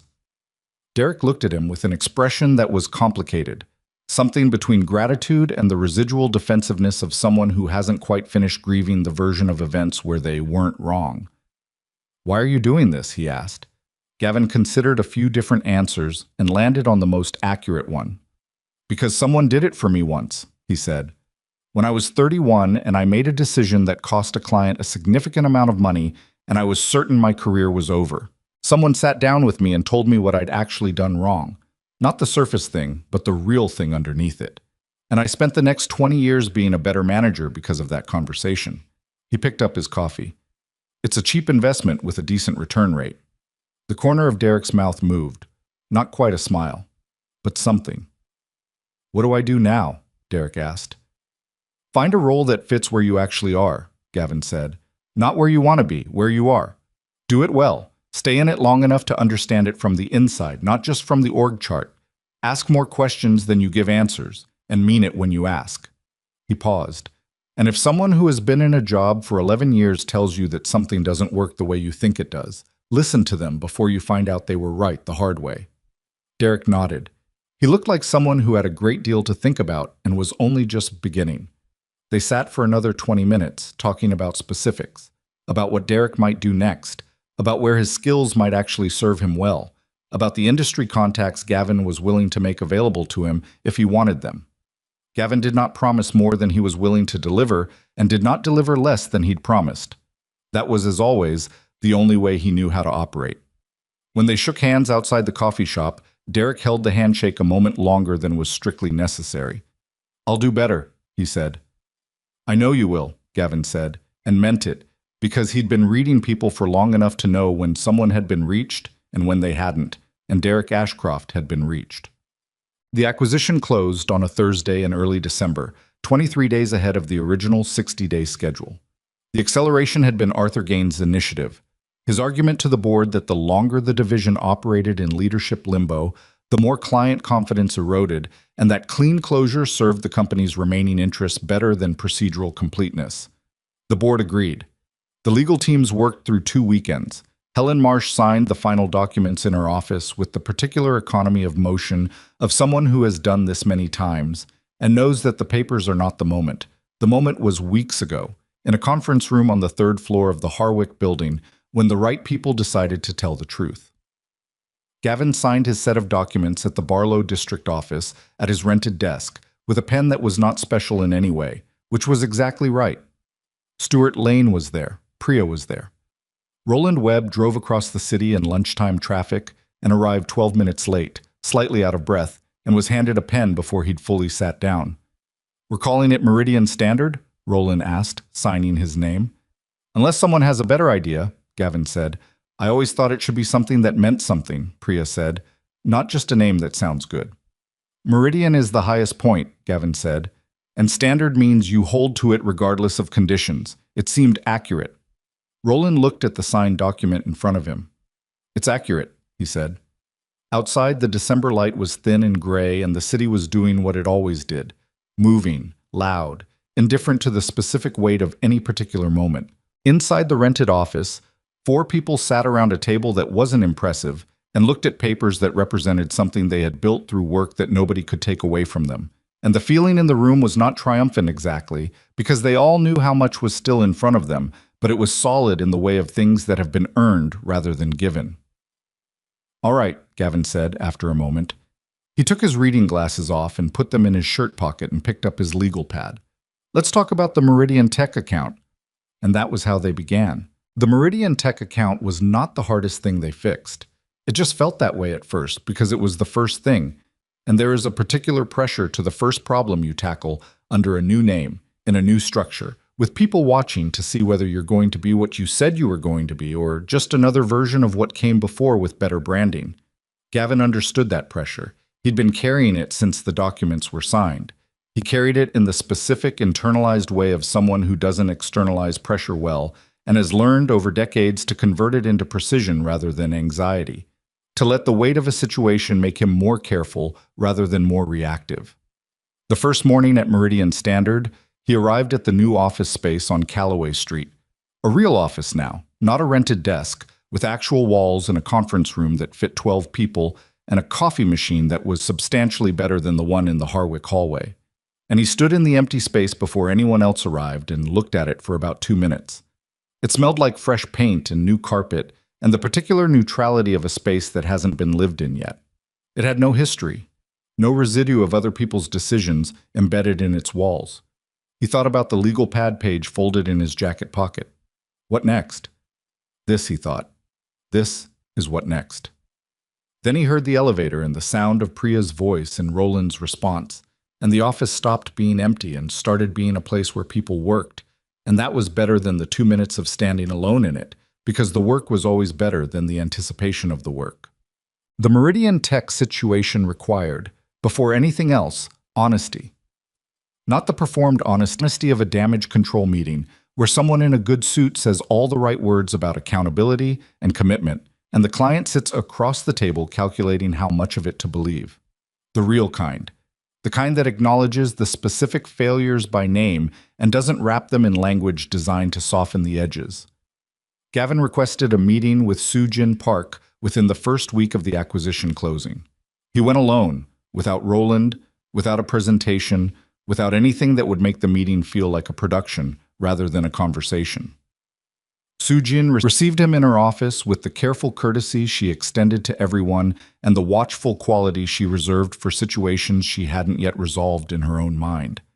"I appreciate you making time," Gavin said. "Of course," she said. Then, after a beat, "I heard the acquisition closed." "Thursday," he said. "I wanted to talk to you directly before anything else. No agenda, no pitch, just a conversation." She looked at him with the expression of someone deciding how much of their guard to lower. "All right," she said. The Thursday morning check-ins stopped because Derek determined they were redundant, Gavin said. They were not redundant.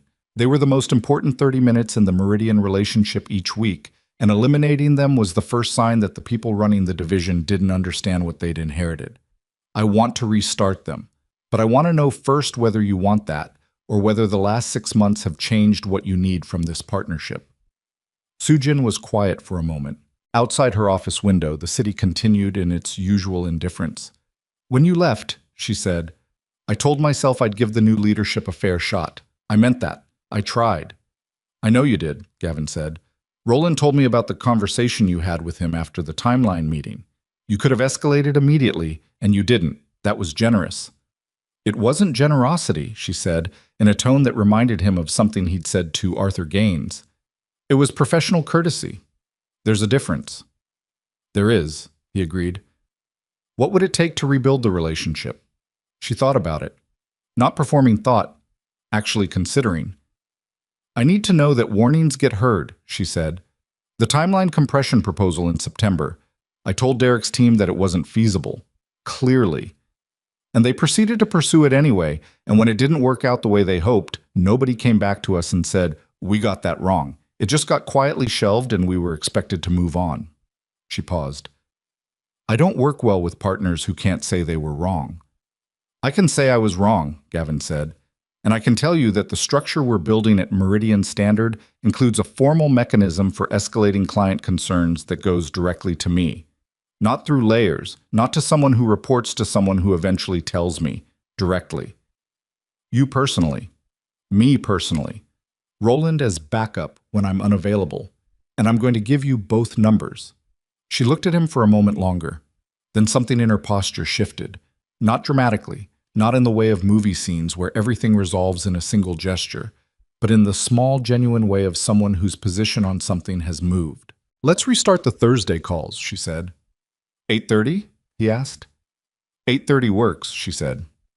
The Norwell financial situation was harder, and Gavin had known it would be harder, and he had not let himself think otherwise because false optimism about client recovery was one of the more expensive forms of self-deception available to people in his position. Thomas Aldridge had moved Norwell's business to a competitor 3 weeks before the acquisition closed. The relationship wasn't just strained, it was formally concluded, contracts transferred, accounts migrated. From a pure business standpoint, it was done. Roland had said, carefully, that he thought there might still be a path back. Gavin had said he thought Roland might be right, but that the path, if it existed, required not being pursued too directly or too soon, because Aldridge was the kind of CFO who respected restraint and would find aggressive outreach after a contract termination presumptuous rather than impressive. So Gavin wrote a letter. Not an email. A letter, on Meridian Standard letterhead, their first official piece of correspondence on the new stationery, addressed to Thomas Aldridge personally and written in the direct, unadorned voice that Gavin used when he needed something to land rather than just arrive. The letter acknowledged the breakdown. It named what had gone wrong without minimizing it. It did not ask for the business back. It said, specifically, I'm not writing to propose a return to our previous arrangement. I'm writing because the work your team and ours did together over 7 years produced outcomes that both organizations were right to be proud of, and I wanted that history to be acknowledged by someone who understands its value. If there is ever a time when a conversation about the future would be useful to you, I hope you'll reach out. He read it 4 times. Changed 2 sentences.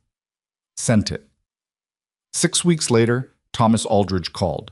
Not to reinstate the contract, not to make a commitment of any kind, but to have a conversation, an hour-long substantive conversation about the state of the technology services market, about what Norwell's current provider was and wasn't delivering, about what Gavin had built and how he'd built it. The conversation was professional and exploratory and ended with Aldridge saying, "I'll be in touch," in a tone that Gavin had enough experience to read as more than a dismissal. Roland, when Gavin told him about the call, said, "How long do you think?" 2 quarters, Gavin said. "Maybe 3. That long?" He's methodical. He's not going to move until he's certain, and being certain takes time. Gavin looked at his legal pad. We use the time to make sure we're ready when he is. It took 2 quarters and 3 weeks. Check. The internal work was slower and less visible, and in some ways more important than any of the client relationships. Gavin had made promises, in the acquisition planning and in the conversations that preceded it, about the kind of organization Meridian Standard was going to be. Promises about transparency, about accountability that went both directions, downward when people fell short, but also upward when leadership got something wrong, about the specific structural truth that authority should match responsibility, which sounds obvious and is in practice one of the things most organizations get backwards. He had made those promises knowing that intentions are cheap and systems are expensive, and the only way to close the gap between them is through the unglamorous work of building things that actually function rather than just sound good in a meeting. The first thing he built was the warning system.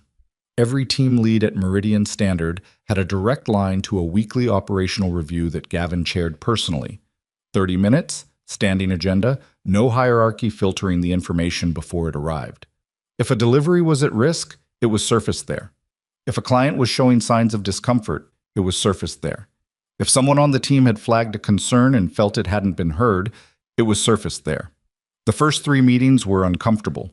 People weren't accustomed to environments where surfacing problems didn't result in the messenger getting managed rather than the problem getting solved.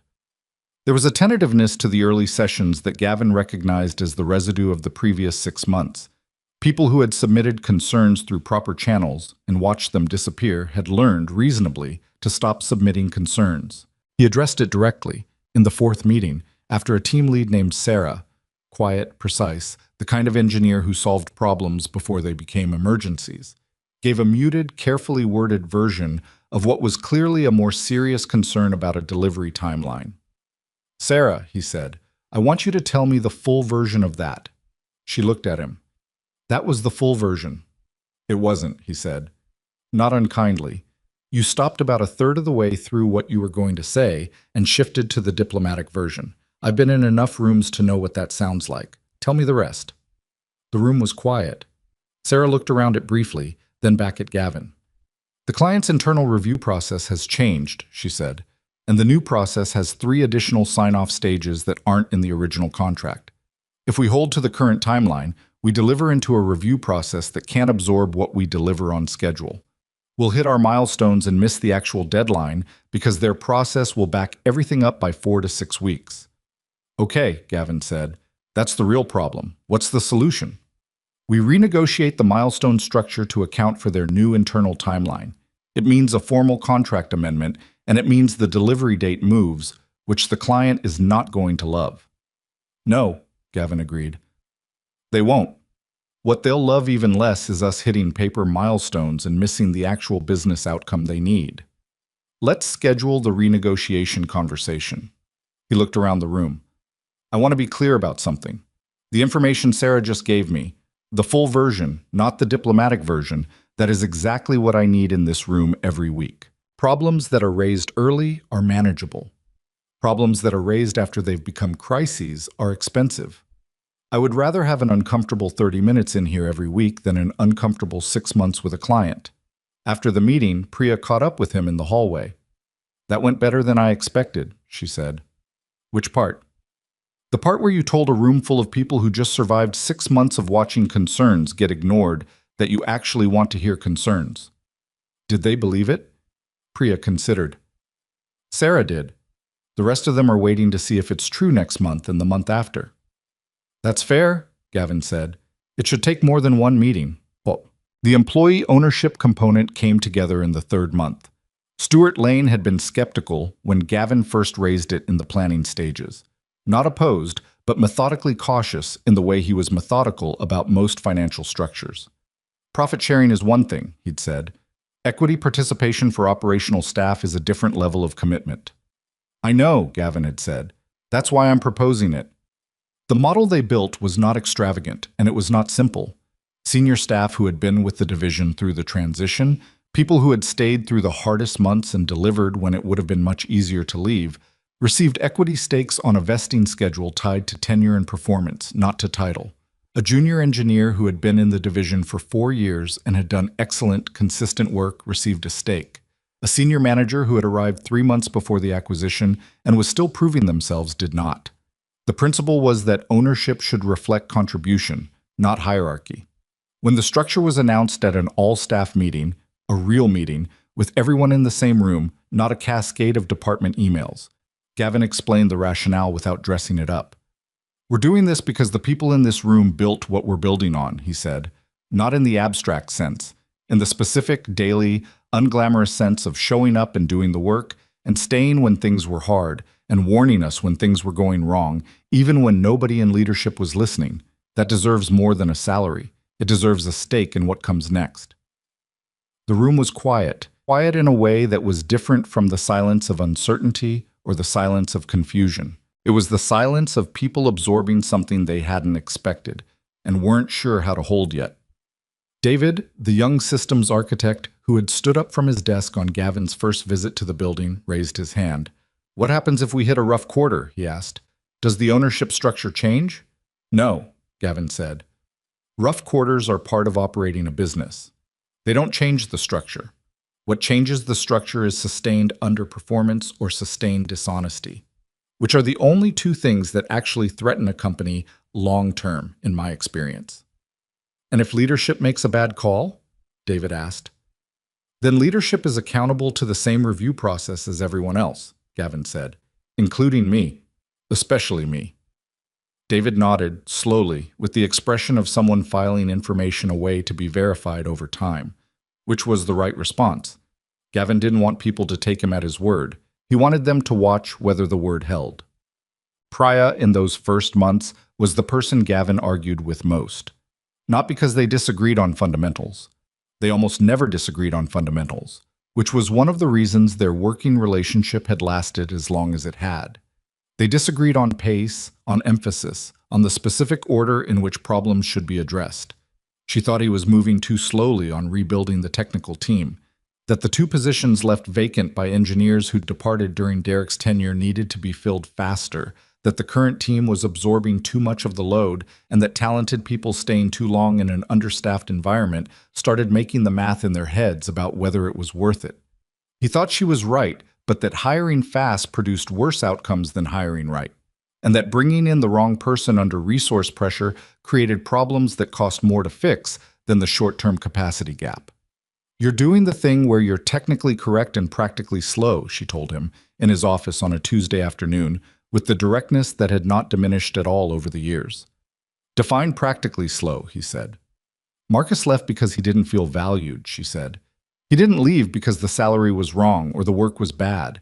He left because nobody in leadership understood what he contributed.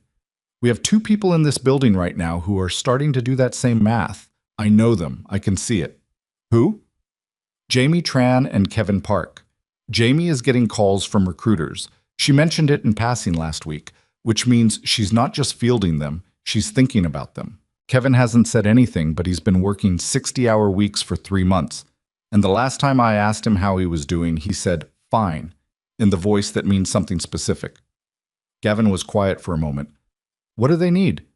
"Jamie needs to know there's a path forward here that isn't just more of the same work with more of the same pressure.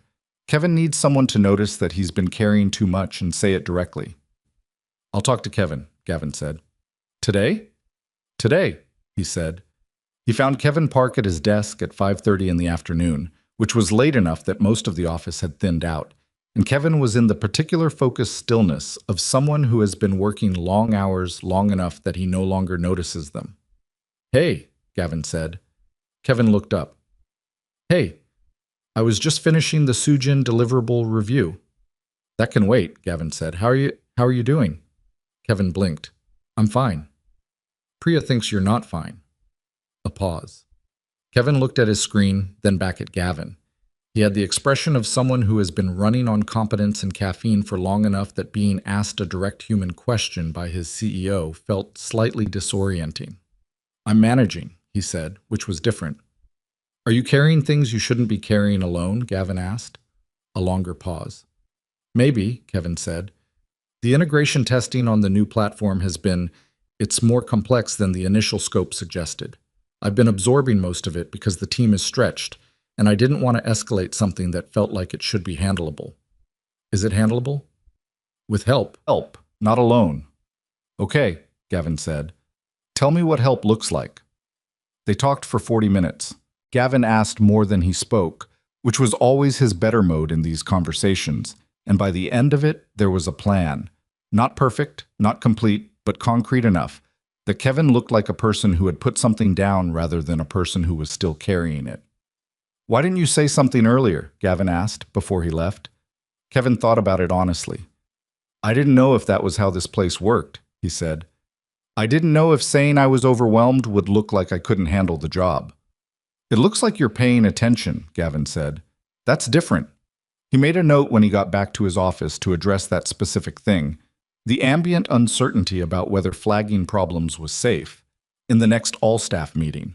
Because that uncertainty, that exact cultural residue from 6 months of working in an environment where problems got managed rather than solved, was the thing that would quietly undermine everything they were building if it wasn't named and countered regularly. The work of building a good culture, he had learned over 20-some years, was not the grand gesture. It was the Tuesday afternoon conversation, the directness about what was actually wrong, the follow-through in the week after, and the week after that, and the month after that, until people stopped bracing for the follow-through to not come.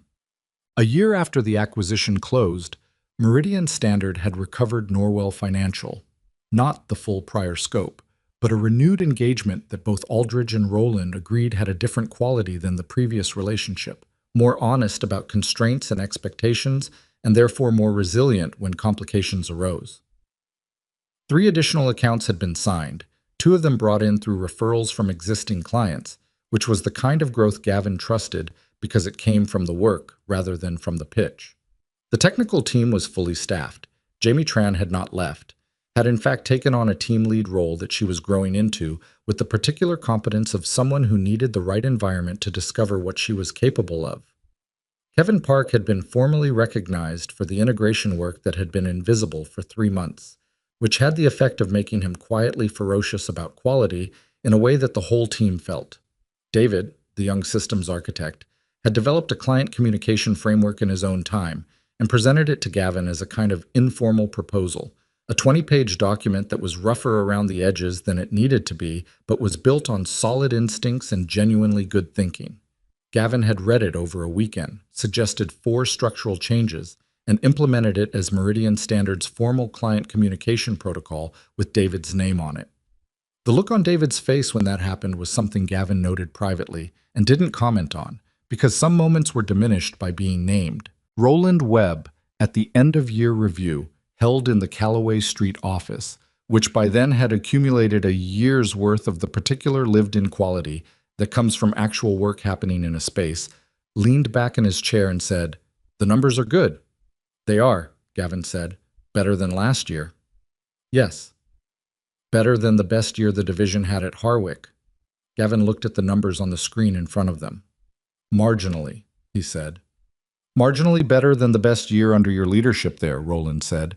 "In the first independent year with a depleted team and a compromised client roster." He looked at Gavin. "That's not marginal. That's significant." "Don't get comfortable," Gavin said. Roland smiled. "I'm not. I'm just noting it." Vivian Ashcroft's situation resolved in the way of corporate investigations, slowly, procedurally, without the dramatic finality that the narrative logic of the situation seemed to call for. She received a formal censure from the board. She did not face criminal exposure. The reporting irregularities, while serious, fell within the ambiguous territory that good lawyers could navigate. She resigned from Harwick Solutions in January, and by the following fall she had taken a position at a smaller company in a different sector, as a divisional executive rather than a CEO. Gavin heard about it from Stuart, who had heard from someone on the Harwick board.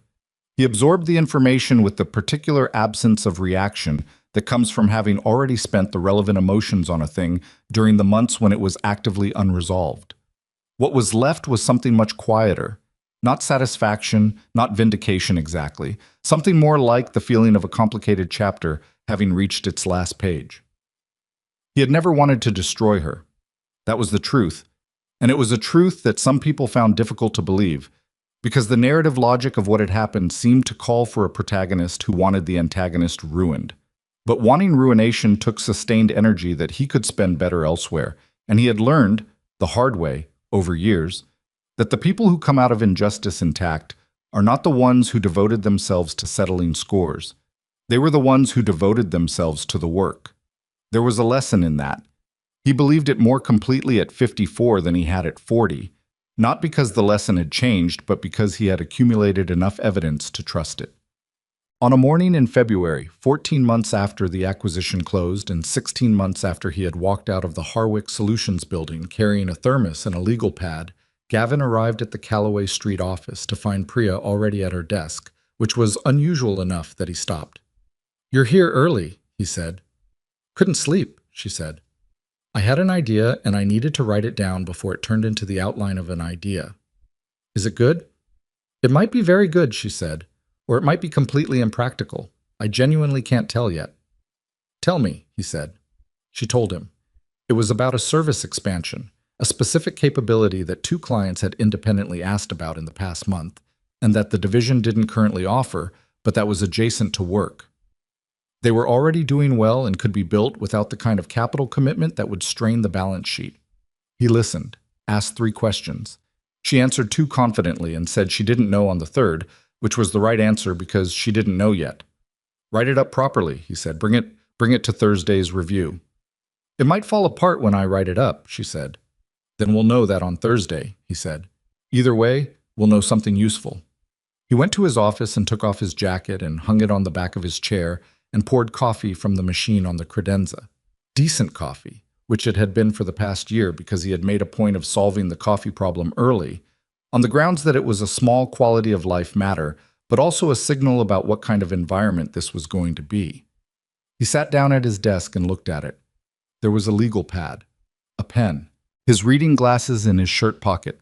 On the wall behind his monitor, where the whiteboard at Harwick had once held the phrase Q4 delivery. No excuses, there was now a piece of paper pinned at eye level with 2 sentences written in his handwriting. Authority without accountability is just power. Power without purpose is just noise. He had written it on a Tuesday night 6 months ago, trying to explain something to himself that he hadn't fully articulated before. He'd left it on the wall because it kept being true. The hardest thing he had come to understand, not in the abstract, but in the specific daily operational sense, was not building something. The hardest thing was building something that could survive you. A structure where the quality of the work didn't depend entirely on one person's judgment or one person's relationships or one person's willingness to absorb the things that should have been distributed. A culture where the people closest to the problems had the standing to say what they saw, and the people with the authority to act were actually listening. Harwick had failed that test when Vivian replaced judgment with loyalty and called it strategy. The division had failed it when Derek had access to all the documentation, but not the trust that made the documentation meaningful. Meridian Standard was not a perfect organization. It had the specific, recurring imperfections of any group of human beings trying to do complex work together, miscommunications, resource tensions, days when the workload exceeded the capacity and people got short with each other, decisions that looked right in the meeting and less right 3 weeks later. These things happened. They would continue to happen. What Gavin was building, what he was building every Tuesday afternoon and every Thursday morning, and every time he sat across from someone and asked for the full version rather than the diplomatic version, was an organization where the imperfections surfaced early enough to be fixed rather than late enough to be catastrophic. That was the work. It was not glamorous. It did not have the dramatic shape of a comeback story, which was the shape people sometimes tried to give it when they talked about what had happened. The real story was not about Vivian's fall, or the board's reckoning, or the acquisition closing on a Thursday in December. The real story was about what kind of place Meridian Standard was becoming on the quiet Tuesdays in between the significant events. He picked up his pen, opened his legal pad to a fresh page. Somewhere down the hall, he could hear Priya talking to someone. The rapid, focused energy of a person who is genuinely interested in what she's building, who shows up early because she wants to rather than because she has to. He could hear Roland's voice a moment later, arriving, asking about coffee, getting an answer that made him laugh at something. The ordinary sounds of people showing up to do work they believed in. He had built this before, once, from a different starting place. He knew how long it took and how much it cost and how many times along the way you couldn't tell yet whether it was going to hold. He knew the difference between a team that was performing cohesion and a team that had actually found it, and he knew you couldn't rush the second kind into existence. You could only create the conditions for it and then do the work, and trust that consistency was its own form of communication. On the fresh page of the legal pad, he wrote a date and a few lines.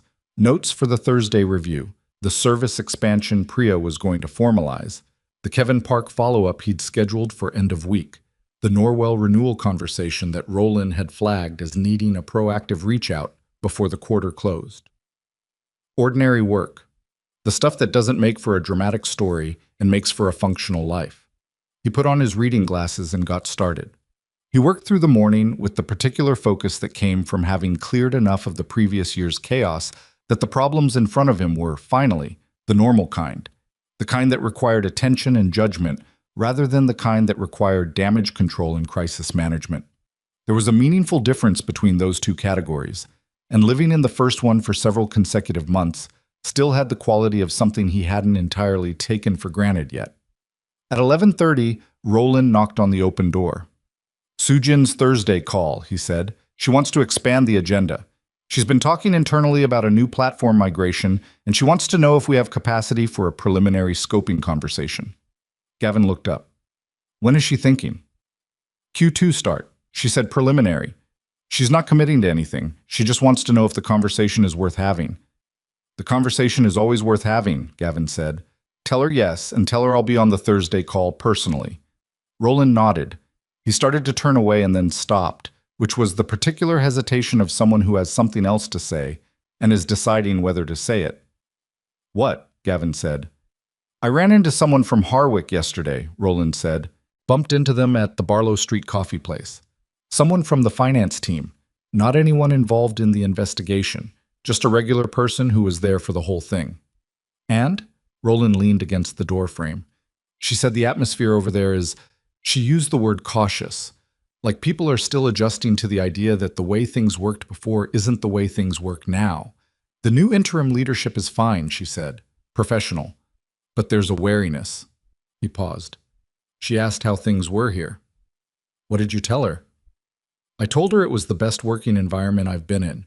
She looked like she wasn't sure whether to believe me. Gavin considered that for a moment. How long did it take here before you believed it? He asked. Roland thought about it honestly. 3 months, maybe, after the Kevin situation, after the Sarah meeting where you pushed for the full version. He paused.